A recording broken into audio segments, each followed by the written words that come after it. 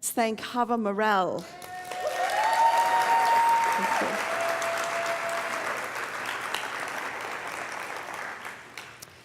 So last Wednesday night, we had our first service at our temporary space called Metropolis. I know that many of you were there, and you know, it fits with the theme that we're heading into this fall, which is about beginning again. And so it kind of gave us an opportunity to put our toe in the water and to see where we're headed and to check out the space. We had a blessing ceremony with cedar branches, and we blessed each other, and we blessed the room, and we blessed the world, really. And it was just nice to see everybody, and I just want to throw the pews out and put us all in a different configuration, don't you? And then coming back here, it's like, oh, we're back in the box again, sort of. So the Thames space will give us an opportunity to sort of step out of that. On a Buddhist temple website, Amaratari said that a blessing is an attempt to contact and share that which is good, particularly in a divine sense.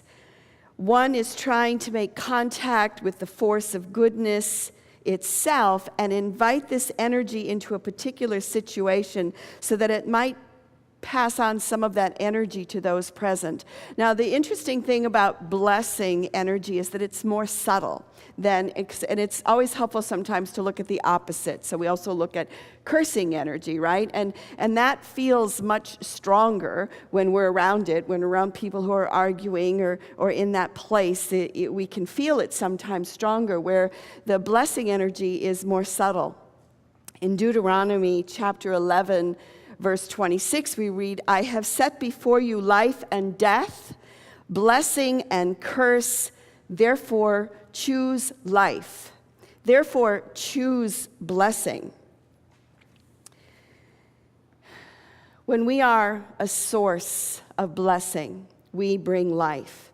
And when we are a source of cursing, then we bring dark energy. And I'm not speaking about just swear words. I'm not talking about that. I'm talking about, just kind of the condemnation energy. When I was at the YOU rendezvous a couple weeks ago, we had to come together and put a bunch of rules about a code of conduct that we were going to live by during the weekend. And one of them was something like, don't step on my yums. And basically, and then they would act out, well, what does that mean? And one said, well, I love purple. That's my yum. I love purple. And to step on it would be to go, I hate purple. And I don't understand anybody that likes purple. So one of the rules was, don't be stepping on people's yums, the things that they like. In other words, don't curse what it is that they love, that they are blessed by. So wouldn't you rather spend time with someone who blesses you rather than curses you? Wouldn't you rather spend time with people who bless the world rather than curse the world? I read a piece, it was actually in the book The Death of a President, about JFK, and it was actually the day or the day before he was assassinated, and there's this incident with him and Jackie, and they're getting dressed and getting ready to go down to give a speech. And Jackie was starting to say how she didn't like, I don't know if it was one of the congressmen or who it was, but she said, I really don't like him. And she sort of got on a rant about it. And he said, don't do that, don't do that. And she said, why? He said, because he's going to feel what you just said. He may not know what you just said, but he's going to pick up on that energy. So just kind of, don't say those kinds of things. So again, there's that energy, right? And Jesus demonstrated the power of cursing when he was hungry, he went by a fig tree, and there was no fruit on the tree, and so he cursed it so that it would never bear fruit again, right? And when we look at that symbolically, it's like, well, what does that mean? It's like have you ever cursed your own ideas? Like if you're in the middle of a creative project, maybe you're writing something, and then you have, oh, this is a great idea, and then there's that curse voice that says, that's stupid. We already know that. What are you saying? And there's nothing that kills the creative process quicker than to curse a thought that you have just had, a divine idea that is being born in you, right? So it's not that we just can do it outwardly. We can also do it inwardly. And the truth is, the person who does damage to others through their actions not only damages others, but damages themselves, because we have the rule of karma, the law of karma. Same if we do blessings and kindness, that also comes back to us. So I saw an example of this on the opposite side when I was in Rome a few years ago, and I was taking a tour of the Vatican. And my friend and I, we got there early, so we were like one of the first tours, but we weren't the first tour. There were still some in front of us. And we wanted to see the Sistine Chapel and the catacombs and all that. So we had this wonderful tour guide, this wonderful young Italian woman. And so she's taking us around, she's explaining everything to us. And we were really excited because we wanted to see the Sistine Chapel. So we go through the catacombs and we're waiting our turn for the group that was in front of us to get through so that we could go. And so, of course, as you're going through the catacombs, there's all these caskets of the former popes and saints and all these people. And so we're standing in front of this one casket, and the tour guide says, and this is a pope, I don't remember his name, she says, but he was a very bad pope. He did so many bad things. He's a bad pope. And I thought, this poor guy, all day he's going to have tour guides going, the bad pope, it's a bad pope. And all the tourists going, it's a bad pope, you know. And I thought, well, you know, in some ways that's his karma, you know. He's going to have to deal with that kind of energy being directed at him for who knows how long. So there's different ways that we approach this. I was talking to a new friend this week that I have just recently met, and she was saying that she divorced a long time ago, and she's been married to her current husband for 20 or 30 years. They have a couple of kids, but she said her mother cut her out of the will because she got married, her second husband, outside of the church. And it was a significant amount of money that she had been cut out of. And I could see the sadness in her, you know, not just the loss of the money, but this kind of this being cut out. And that it has, in a sense, kind of cursed her, but not just her, even her children, right? Because her kids don't have that same blessing, and you can see how it's affected them. I mean, she's done fine herself financially. It's just that there's that energy that carries forward. And I have to say, you know, many of you know that I've had my own challenges with my dad. You know, I mean, we had our stuff, and you know, and I have to say that because he left my brother and I everything that he and my mother had, which wasn't a lot, but it was what they had.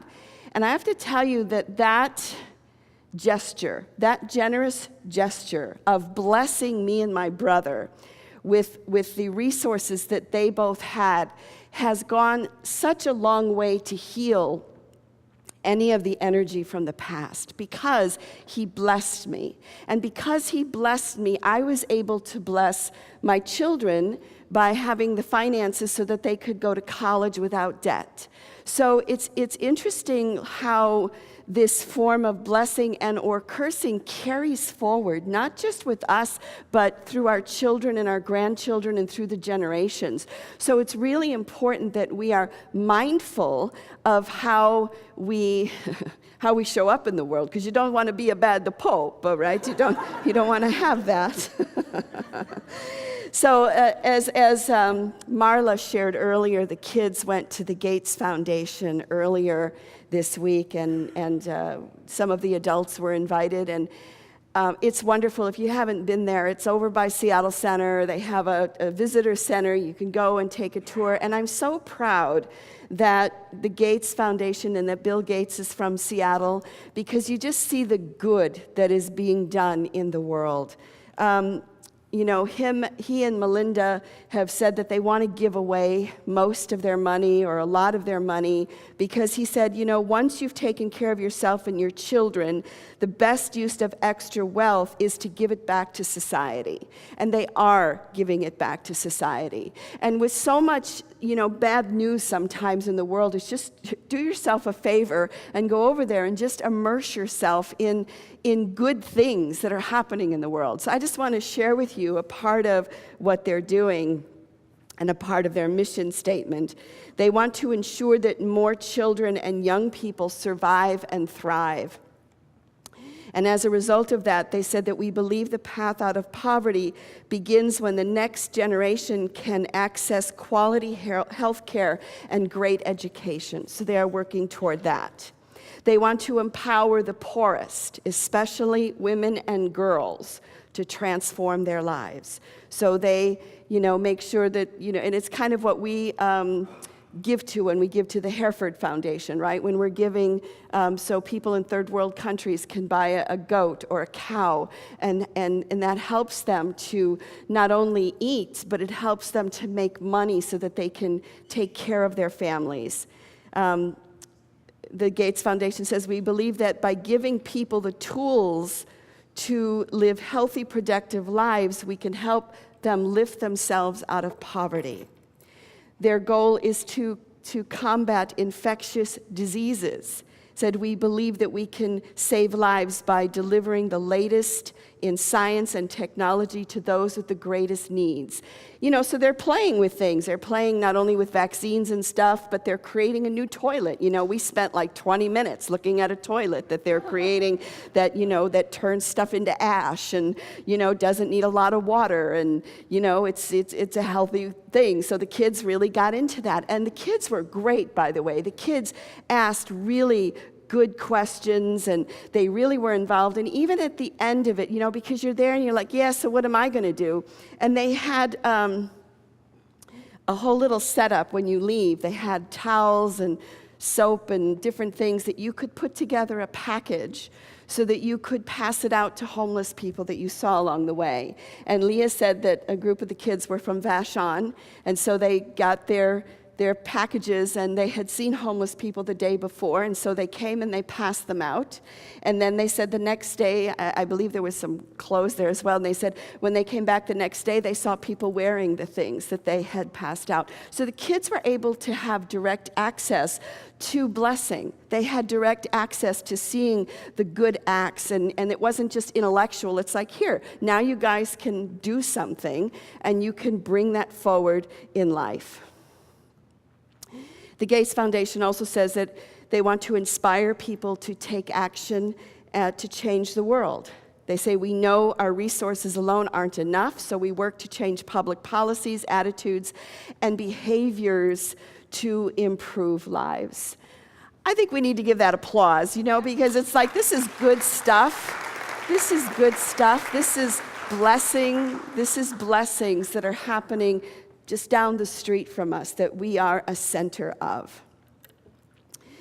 So again, the Gates Foundation finds ways to use their money to bless others, and you may not have billions of dollars to give away, but you do have the power to bless. And perhaps, we may think that, well, if my life were better, right? If I had my life together and I had everything that I needed, then I could be in a position to bless. But each one of us is given a talent, each one is given an ability, and it's our responsibility to share that gift and then to use that also to bless the world. So Aretha Franklin made her transition this week, yes, and she has certainly blessed the world with her voice, has she not? And so I want to share with you what President Obama had said about her. He said, nobody embodies more fully the connection between the African American spiritual, the blues, R&B, and rock and roll. Her hardship and sorrow were transformed into something full of beauty and vitality and hope. And she was able to touch that. So I've been reading about her life this week, and what's interesting about her, she did not have an easy life at all. She had a lot of sorrow and tragedy. She had 2 kids before she was 15. She was in an abusive relationship. And there was this incredible sorrow within her from the life that she lived, and she didn't want to talk about it. Everybody's like, she wrote her autobiography, and it was like, let's just make her mom left when she was little, let's just make everything nice. And it's like, don't touch on that.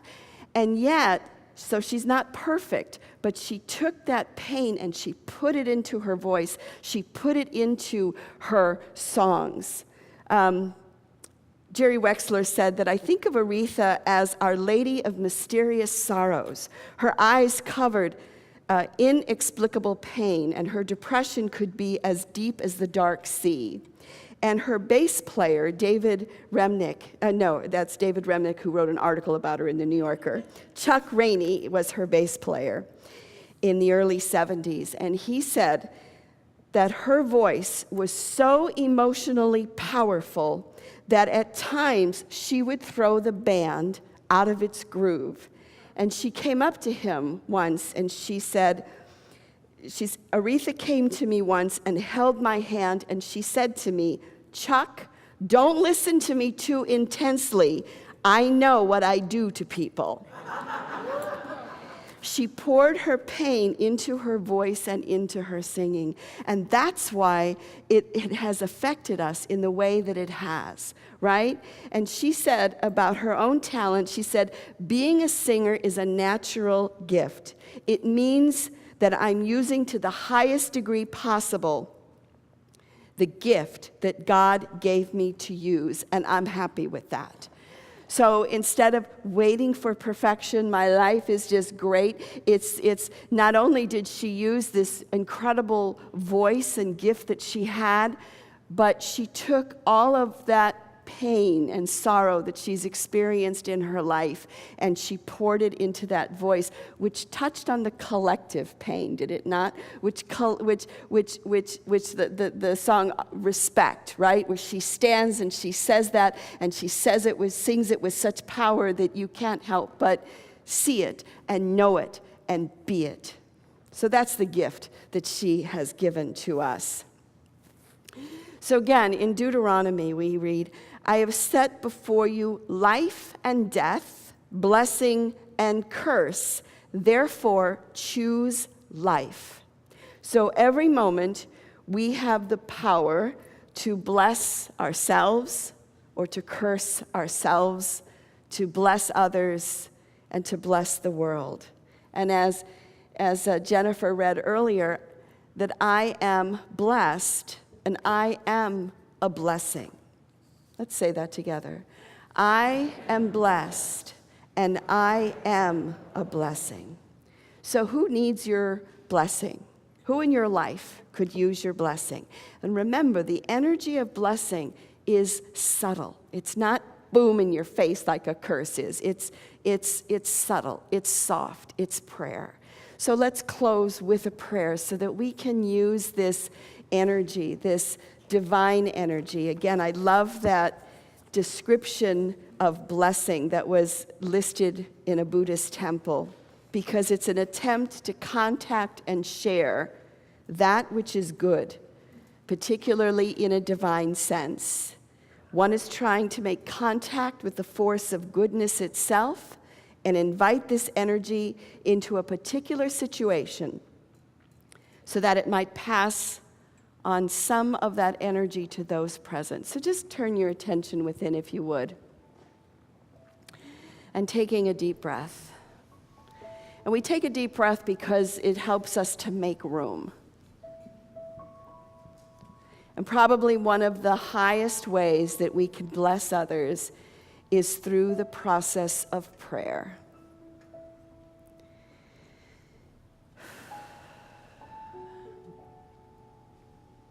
So I invite you to hold someone who is near and dear in your heart right now and bless them in whatever way and whatever words speak to you. Sometimes it's just holding that person in your heart. And as the Buddhists do, I'm going to invite you to pick someone at random who's sitting around you. You don't have to let them know who it is.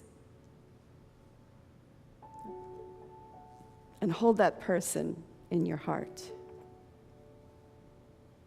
And send them silent blessings for this day and for this week. And we turn our thoughts now to someone you know who may be ill or injured or hurting in some way. And we hold that person in our hearts and send them a silent blessing.